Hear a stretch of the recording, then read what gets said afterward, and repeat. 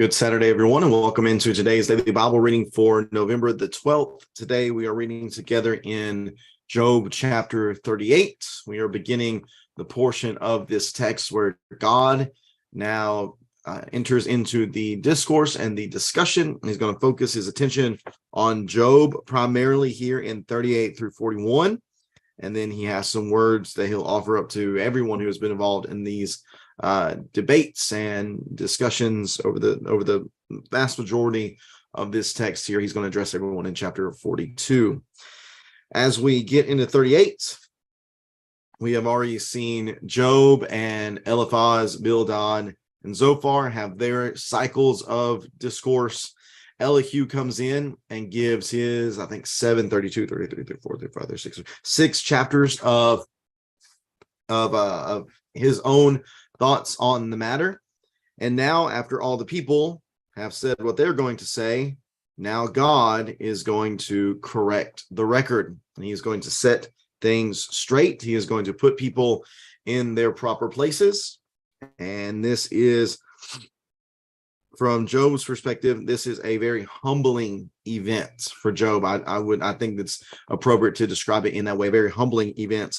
This is a theophany, which means a manifestation or an appearance of God, as opposed to a Christophany, where the Christ might appear. This is a theophany where the Father Yahweh appears. In fact, the name of the Lord is stated in verse 38. Then the Lord answered Job. The Lord, you'll notice, actually, I'm going to put the text up on the screen so you can see what I'm talking about here.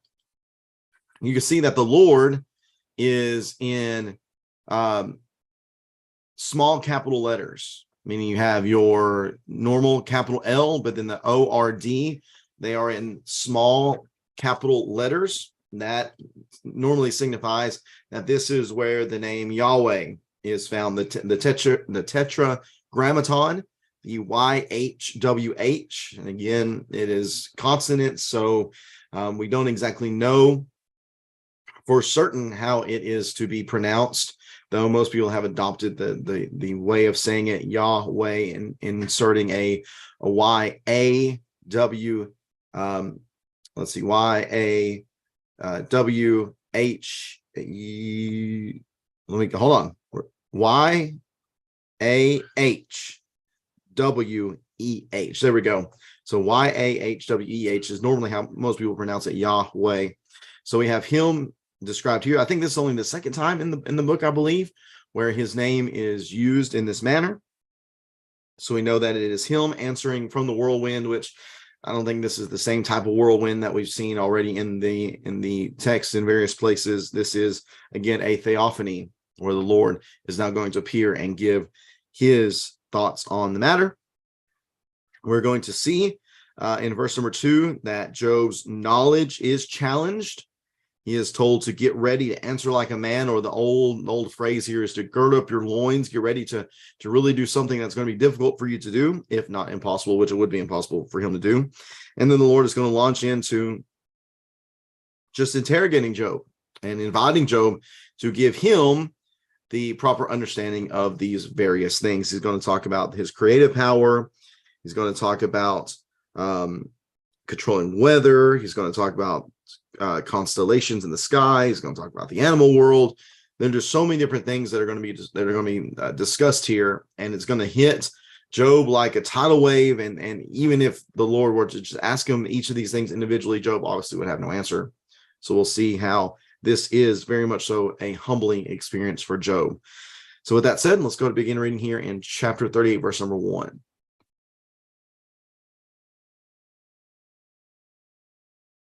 Job 38, verse number 1, the Lord answered Job from the whirlwinds. He said, "Who is this who obscures my counsel with ignorant words? Get ready to answer me like a man. When I question you, you will inform me. Where were you when I established the earth? Tell me, if you have understanding. Who fixed its dimensions? Certainly you know. Who stretched the measuring line across it? What supports its foundations? Or who laid its cornerstone while the morning stars sang together and all the sons of God shouted for joy? Who enclosed the sea behind the doors when it burst from the womb? When I made the clouds its garments and told darkness its blanket, when I determined its boundaries and put its bars and doors in place, when I declared, you may have come this far, but no further, no farther. Your proud waves stop here. Have you, again, Yahweh speaking to Job, have you, Job, ever in your life commanded the morning or assigned the dawn its place, so it may seize the edges of the earth and shake the wicked out of it? The earth is changed as clay is by a seal. Its heels stand out like the folds of garments. Light is withheld from the wicked, and the arm raised in violence is broken. Have you traveled to the sources of the sea, or walked in the depths of the ocean? Have the gates of the sea been revealed to you?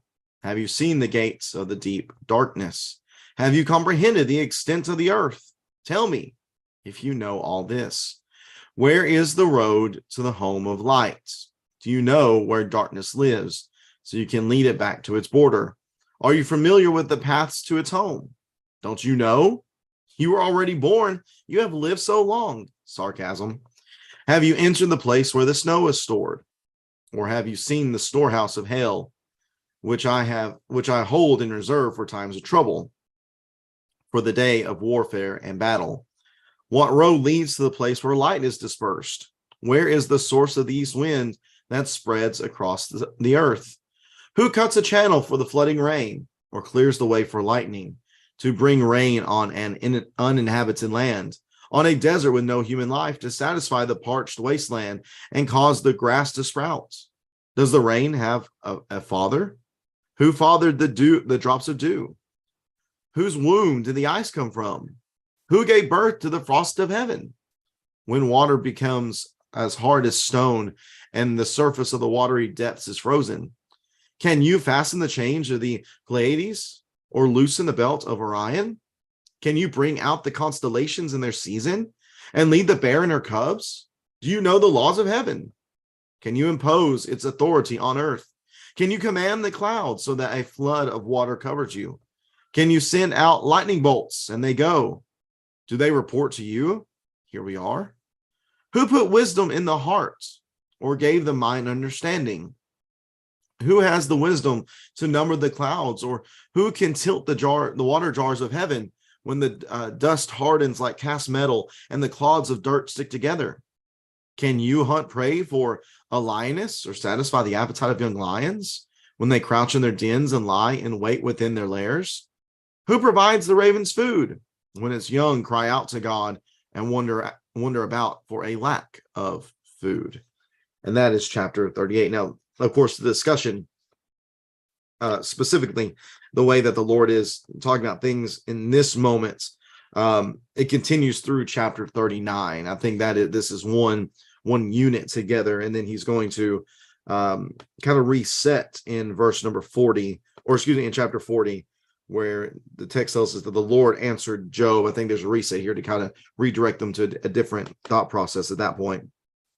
But here in chapter 38, the question is, Job, surely, I don't know if I should say I love the sarcasm, but sarcasm sometimes can be a very useful tool to really get a point across. It can really help somebody understand the meaning of what you are trying to say. It could be a good rhetorical device, and the Lord uses it here in verse number verse number 21, or I guess verse 19 is where we'll start this particular thought here. Verse 19, where is the road to the home of light?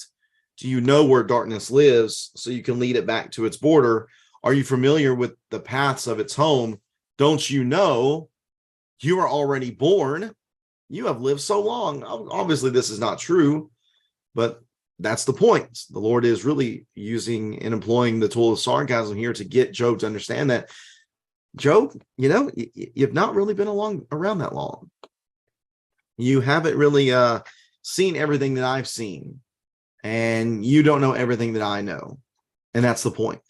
That is the point of chapters 38 through 41. It is to not challenge Job's integrity. And that's not the issue here. It's not that God is challenging Job's integrity, because Job's integrity doesn't need to be challenged. In fact, God is the one who stated previously that Job's integrity was in a sense perfect. He was blameless, perfect in his integrity. He was a godly man.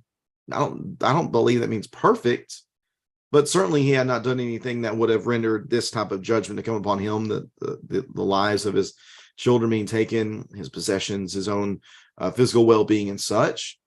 But his knowledge is needing to be challenged, because he has demanded that he have a sit down with God and demand that God give him answers. And God, the Lord is making him note here that, Job, you really don't know anything, really. You don't know anything as far as the fullness of reality, the fullness of the cosmos. Job, you know nothing about it. You cannot even begin to comprehend what I have done with this world. You just can't. You don't get it. And that really is something for us to consider. How often do we question why things happen? Have we ever questioned God, why would you let something like this happen? The reality is,